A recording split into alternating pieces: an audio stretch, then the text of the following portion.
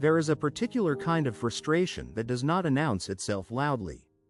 It arrives in quiet moments. It arrives when you reach for something you have bought 100 times and notice the price is different again. Not dramatically different, not enough to cause a scene or walk away empty-handed. Just different enough that you pause. Different enough that you do a small mental calculation without quite meaning to. Different enough that you feel it, a faint, familiar unease, before you even consciously register what you are feeling. It happens at the supermarket most often. But it also happens at the pharmacy, where a medication you have taken for years now costs more than it did last year. It happens at the hardware store, where a box of screws or a can of paint has a new sticker over the old one. It happens at the gas station, at the garden center, at the small shops you have returned to for decades because they were familiar and because they fit the budget you lived by. There is no single moment you can point to when things changed. No announcement was made. Nobody said, clearly and honestly, that the rules of everyday purchasing were being revised. There was just a slow accumulation of small surprises, familiar products at unfamiliar prices, receipts that no longer matched the mental number you had carried for years. For many people, especially those who spent their working lives managing money carefully, this quiet arithmetic has become one of the most persistent anxieties of daily life. Not a fear of collapse. Not a dramatic crisis that might appear in a newspaper headline. Just the low, steady pressure of a world that keeps costing more than it did, and the nagging sense that no one has explained why, or who is responsible, or whether it is ever going to stop. What makes this particularly difficult to sit with is that it feels disconnected from anything you did or chose. If you had overspent, if you had borrowed too freely, if you had ignored the warning signs of financial instability, there would at least be a story to tell yourself. A cause, a lesson. But for people who were careful, who saved, who planned, who made the choices they were told to make, the experience of watching your purchasing power quietly erode has a different emotional texture. It feels less like a consequence and more like an injustice. Something was taken without your consent, and no one has been held accountable for taking it. This video is about where that feeling comes from. It is about the mechanism, the actual, concrete process by which decisions made in government offices and trade negotiations end up changing the number on a shelf in your local store. It is about who benefits from those decisions, and who pays for them, and why the people who pay are so rarely the people who are named in the conversation. We are going to talk about tariffs. Not as a political subject, not as evidence for one party's wisdom or another party's failure, but as an economic mechanism. A process, something that can be understood clearly, that has a history, and that has predictable consequences once you understand how it works. We are going to talk about what happens when that mechanism moves through a global supply chain and eventually arrives at the grocery store. We are going to talk about who, specifically, ends up absorbing the cost, and why the answer to that question is almost never who you might expect from listening to the public debate. And we are going to talk about what it feels like to live through an economic shift you did not cause and cannot control. Not with despair, and not with false reassurance. Just honestly. Because the experience many people are having right now, the quiet bewilderment of rising prices, the sense of a contract silently broken, deserves to be examined clearly and respectfully. Not turned into a political argument, not dismissed as imaginary, not simplified into something it is not. The price of eggs changed, and then the price of cooking oil, and then canned goods, and then the things you always thought of as affordable, the basic, ordinary items that were supposed to be stable no matter what, began to feel like they required a second thought. And you found yourself making calculations you never expected to be making at this point in your life. Not because you failed, not because you were careless, but because something shifted in the world, something large and impersonal, and the cost of that shift ended up, somehow, on your receipt. That is where this conversation begins. To understand what is happening at the checkout line, you have to start somewhere unexpected. You have to start at a port. At any given moment, thousands of enormous cargo ships are moving through the major ports of the world. In Los Angeles, in Rotterdam, in Shanghai, in Houston, in Singapore. Each ship carries thousands of containers filled with goods that people and businesses need. Electronics, clothing, furniture, steel and aluminum, agricultural products, plastics, packaging materials, pharmaceutical ingredients, machine components. The global economy is built on this movement. It has been for decades. And for the most part, the system runs invisibly. Goods move, prices stay relatively predictable. Supply chains connect producers in one country with consumers in another through networks of ships, trucks, warehouses, and retailers that most people never think about. The system is extraordinarily complex and, when it works well, extraordinarily efficient. A tariff is a charge applied to goods when they cross a national border. The word sounds technical, almost neutral. In practice, a tariff is a tax. It is a cost imposed by a government on goods entering its territory from another country. The theory behind tariffs, the argument governments make when they introduce them, is straightforward. If imported goods are made more expensive, domestic alternatives become more competitive. Domestic industries that might otherwise be undercut by cheaper imports can survive. Domestic jobs that might otherwise migrate abroad can be preserved. And in trade negotiations, the threat of tariffs gives a government leverage, a way of pressuring trading partners to offer better terms. This logic is not invented. There are real cases in history where tariff protection allowed important domestic industries to develop during periods when they needed time to mature. There are real arguments about the relationship between free trade and domestic job loss that serious economists take seriously and disagree about.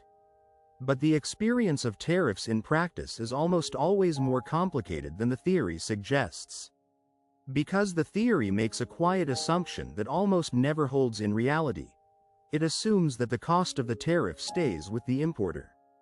Here is what actually happens. When a government imposes a tariff, say, a significant surcharge on steel, or on consumer electronics, or on a broad category of goods from a major trading partner, the companies that import those goods face a new cost at the border. And those companies have a choice about what to do with that cost. In some cases, they absorb it. They accept lower profit margins to avoid losing customers. This does happen, particularly in highly competitive markets where raising prices means losing business to rivals. But in most cases, especially when the tariff is broad and affects an entire industry rather than just one company, the cost travels downstream. The importer raises its prices to the manufacturers or wholesalers it sells to. Those businesses raise their prices to the retailers they supply. And those retailers eventually raise their prices to the people who walk into their stores. The cost travels through the supply chain like a wave. It becomes diffuse as it moves, diluted, combined with other cost pressures, separated by several layers from its original source. By the time it reaches the shelf price of a product you buy, it is no longer visible as a tariff. It has simply become part of the price. There is no sticker that says, tariff surcharge. There is no explanation on the receipt. The number is just higher. This is why people often find it difficult to connect their rising grocery bills to a trade policy announcement they may have heard about on the news months before. The connection is real, but it is not obvious. You would have to trace the price of a finished product back through a complex supply chain to find the point where a government's border charge entered the system and began its quiet journey to your wallet. And the goods affected are not only the ones you might immediately imagine. When steel and aluminum tariffs increase the cost of metals, this ripples into the price of anything made with or transported in metal, canned goods, appliances, vehicles, construction materials, packaging. When agricultural products become subject to retaliatory tariffs from trading partners, the prices of food inputs rise for domestic producers. When electronics components become more expensive, so do the finished products. The effects are broad, diffuse, and delayed. They move through supply chains on timescales of months, sometimes longer. They interact with other cost pressures, labor costs, energy prices, transportation costs, in ways that make attribution difficult. But they are real, and they accumulate. There is a concept in economics called the incidence of a tax, meaning, not who formally pays the tax, but who actually bears the cost of it once all the adjustments have played out. Research on tariffs consistently finds that in most cases, the incidence falls heavily on domestic consumers, not on the foreign producers being targeted. The tariff is paid by the importer, but the cost is borne by the buyer. This is not a new discovery. It has been documented in academic literature, in government analyses, in historical records. It is part of what makes tariffs, as a policy tool, genuinely contested. They impose real costs on domestic consumers while providing concentrated benefits to specific domestic industries. Whether the trade-off is worth it is a question that different people answer differently.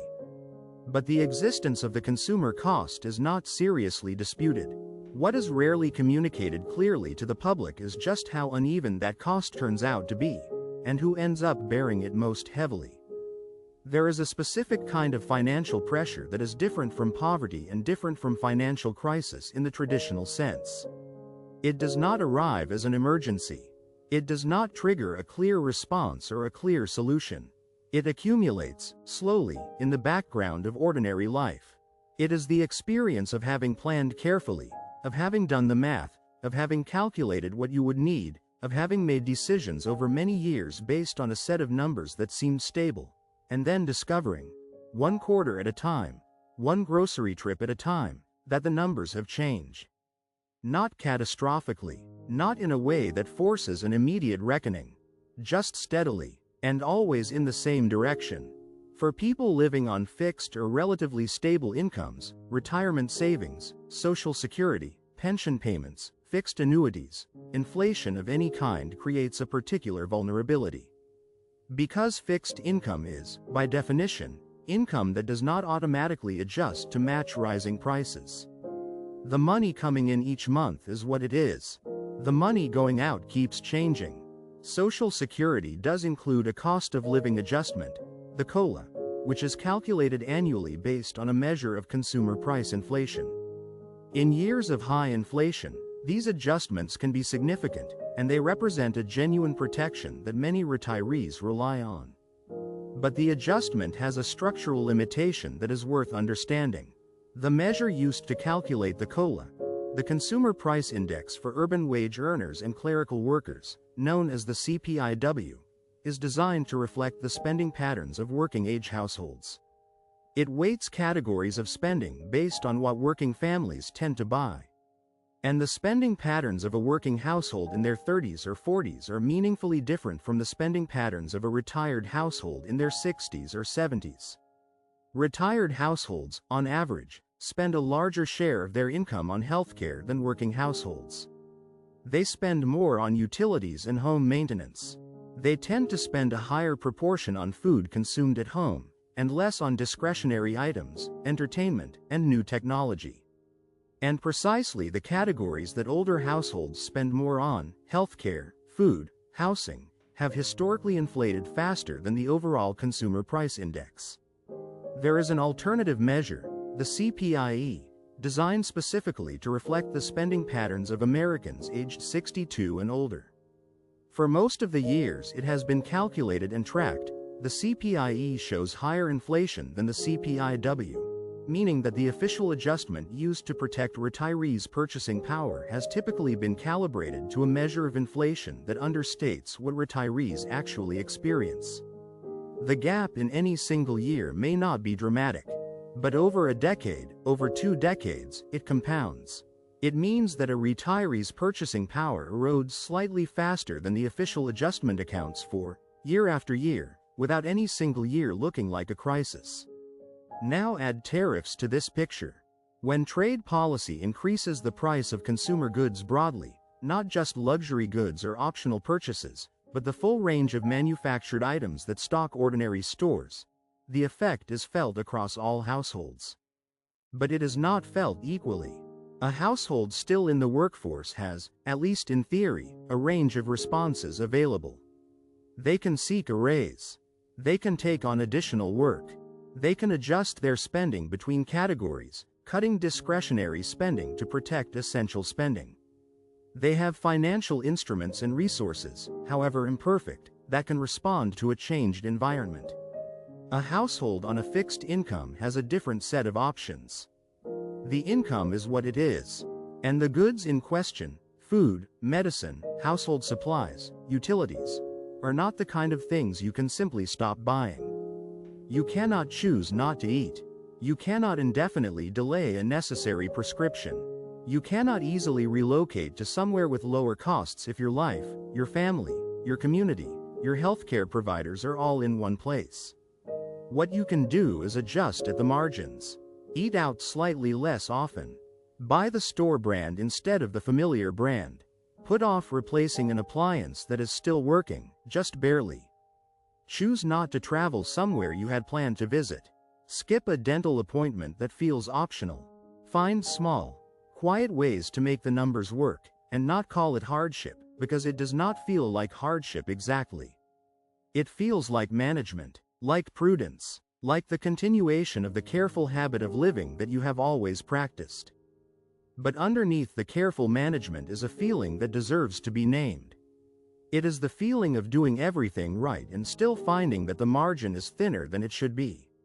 Of having kept your part of a bargain that the world seems to be quietly backing out of. Because there was an implicit bargain. It was never written down, never made legally enforceable. But it was communicated, loudly and repeatedly, by everyone from financial advisors to employers to the general culture of responsible middle-class life in the post-war decades. The bargain was: be careful with money.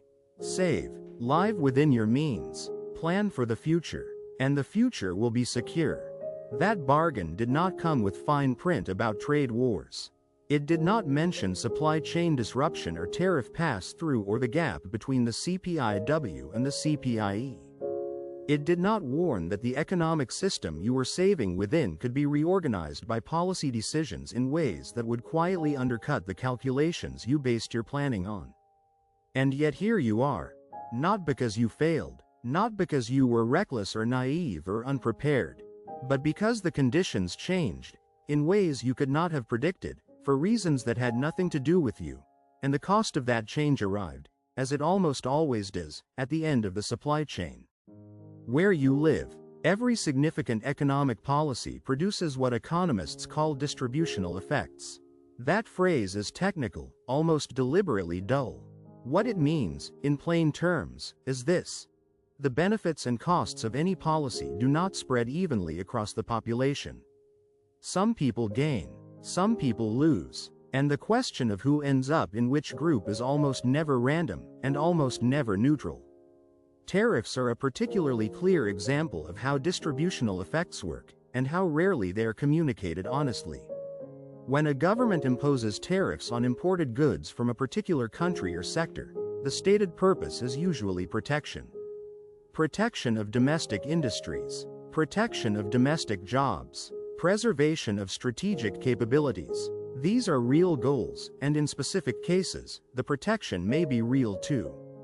A domestic industry that was losing market share to cheaper imports may survive longer, or survive at all, under the shelter of tariff barriers. Workers in that industry may keep jobs that would otherwise have moved elsewhere. These benefits are visible. They are concentrated in specific places, specific factories, specific towns, specific sectors. They can be pointed to. They can be photographed. They can be campaigned on. A politician can stand in front of a factory and say, "This exists because we protected it. This is what our trade policy built." The costs are different in character. The costs of tariffs are diffuse. They are spread across hundreds of millions of ordinary households in the form of slightly higher prices for an enormous range of goods. No single household bears a catastrophic cost. There is no factory that closes because grocery bills went up. There is no photograph that captures the cumulative effect of millions of receipts that are slightly higher than they would otherwise have been. The people who bear these costs are invisible in the political conversation about trade policy. Nobody holds a rally for the retiree whose grocery budget is under pressure. Nobody campaigns on the gap between the CPIW and the CPIE. Nobody runs for office on a platform of, Our trade policy is creating diffuse costs for fixed-income households that are not captured in official inflation measures. This asymmetry, concentrated, visible, politically legible benefits on one side, diffuse, invisible, politically illegible costs on the other, is one of the oldest and most persistent dynamics in the economics of trade protection. It is not unique to any country or any era. It is a structural feature of how tariff policy tends to play out, regardless of which party is in power and regardless of which industries are being protected. Understanding this does not mean concluding that trade protection is always wrong. It is possible to believe, genuinely and thoughtfully, that there are national interests, security considerations, the preservation of strategic industries, the dignity of certain kinds of work, that justify accepting higher consumer prices as a cost of protection. These are real arguments, and reasonable people hold them. But those arguments should be made honestly. They should say, clearly, this policy will cost ordinary consumers money. Here is who will bear the cost most heavily. Here is why we believe the benefit is worth it. That honesty is rare. Instead, trade policy is typically presented in a way that emphasizes the visible beneficiaries and minimizes or ignores the invisible cost-bearers. The protection is celebrated, the price increase is not mentioned, and the people who quietly pay the difference, through higher grocery bills, through reduced purchasing power, through the slow erosion of the budget they carefully built, are not part of the story that gets told. There is a deeper historical dimension here worth understanding. The interconnectedness of modern supply chains was not an accident or an ideology. It was built over decades because it was extraordinarily efficient, because a world organized around comparative advantage, where different countries specialize in what they produce most efficiently and trade freely for what they do not, generates more goods at lower prices than any alternative arrangement that has been tried. That efficiency had costs, of course. Industries that could not compete with lower-cost foreign production declined. Communities organized around those industries contracted. The transition was painful for many people, and the policy support for those transitions was often inadequate. But the system of global trade that emerged by the late 20th and early 21st centuries also produced, for the broad mass of consumers in wealthy countries, access to an enormous range of affordable goods, goods whose prices had fallen, in real terms, significantly over the preceding decades. The television, the refrigerator, the clothing, the canned goods, these things became cheaper relative to incomes over a long stretch of history in part because of global trade. Restructuring those supply chains, even partially, even for genuinely strategic reasons, is not a simple act. Supply chains that were built over decades cannot be rebuilt in months or even years. Domestic production capabilities that were allowed to atrophy cannot be instantly restored. And in the gap between the old system and whatever new system is being assembled, costs rise. Uncertainty spreads. Prices at the end of the supply chain go up, before any domestic alternative has been built to replace what was imported before. The people who live in that gap, who absorb the transition costs while waiting for the promised benefits of a restructured economy to materialize, are not the people who made the decisions that created the gap. They are simply the people at the end of the supply chain, where they have always been. And this raises a question that goes beyond economics. It is a question about fairness, about transparency, and about who a society actually protects when it says it is protecting its people. If a policy is genuinely in the national interest, if it is worth accepting higher consumer prices to rebuild domestic capacity, or to reduce strategic dependency on adversarial trading partners, or to preserve certain industries for reasons of security or dignity, then the people who will pay the costs of that policy deserve to know they are paying them. They deserve to be told, this will cost you something. Here is why we believe it is the right choice. Here is what we are doing to cushion the impact. Not told indirectly, through the quiet mathematics of a receipt, but told directly, honestly, and with respect. The experience of many people right now is the opposite of that. Prices rise. Explanations are vague. The language of policy is about grand national strategy. And at the kitchen table, Someone is doing arithmetic that has nothing to do with grand strategy and everything to do with whether the monthly numbers still add up. There is a question underneath everything we have discussed today, and it is not really an economic question. It is a personal one. How do you live well with things you did not cause and cannot control? Because the honest answer to most of what we have examined is, the forces driving this are largely beyond your reach. Trade policy is made by governments.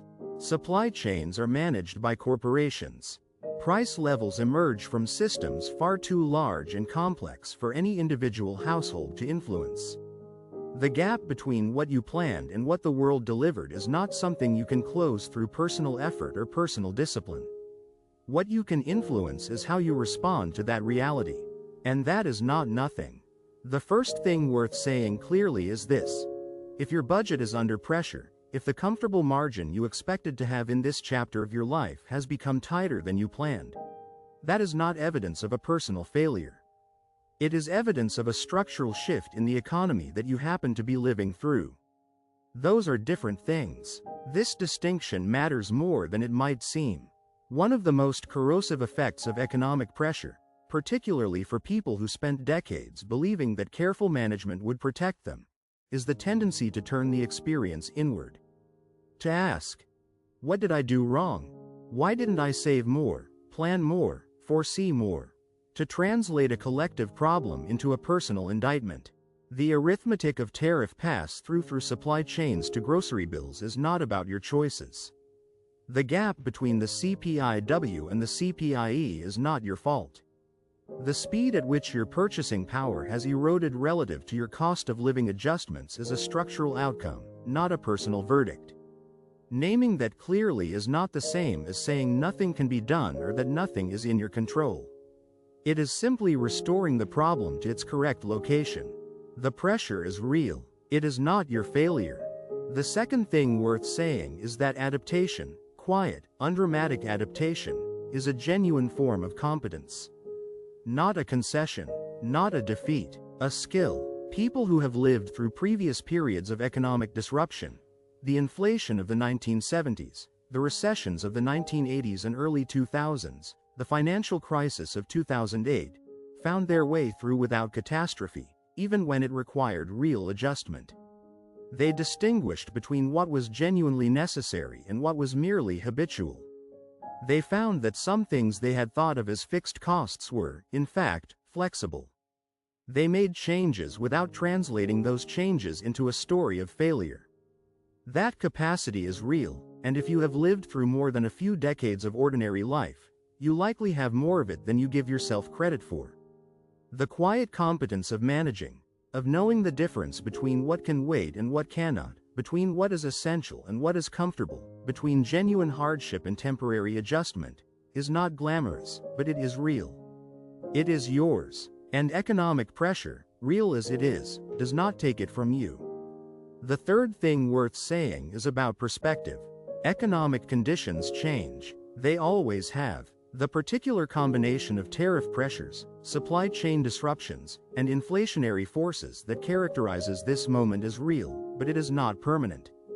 Trade relationships evolve. Supply chains adjust, slowly. Prices, historically, have cycles. The landscape of 2026 will not be the landscape of 2030. This is not false comfort. It is not a promise that things will improve on any specific schedule. It is simply the historical observation that economic conditions are not static, and that the people who have managed through difficult periods have almost always done so by holding both the genuine difficulty of their present situation and a realistic patience about the future. What you can do in the meantime is manage clearly. Make the adjustments that are genuinely necessary, and resist the ones that are driven by anxiety rather than necessity. Stay grounded in what you actually spend and what you actually need, rather than in the ambient fear of what might happen. And, perhaps most importantly, hold the experience in its right context, not as a personal crisis, but as a shared condition. Because the pressure you are feeling is not yours alone. Millions of people, careful, responsible, thoughtful people, are navigating the same gap between what they planned and what the world delivered. That shared experience does not solve the arithmetic. But it is worth knowing that the difficulty is collective, not individual.